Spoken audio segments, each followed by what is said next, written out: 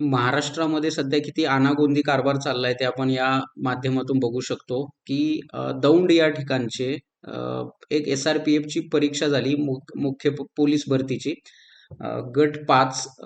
तर या परीक्षेमध्ये जे प्रश्न आले होते ते एका टेलिग्राम चॅनेलनं सांगितलं होतं, की ते आमच्याच प्रश्नपत्रिकेतले किंवा आमच्या ग्रुपवर जे आले होते त्यातीलच ते प्रश्न आहेत. उदाहरणार्थ हे बघा, हा महाराष्ट्र अकॅडमी पुणे असा हा ग्रुप आहे. तर 50 प्रश्नसंचमधील प्रश्नपत्रिका क्रमांक 10 पाहून घ्या. फक्त एका सराव टेस्टमधून 85 प्रश्न जसेच्या तसे आलेले आहेत. हमारा तो वशिला आहे बाबा, असं तो पण अभिमानानं सांगतो.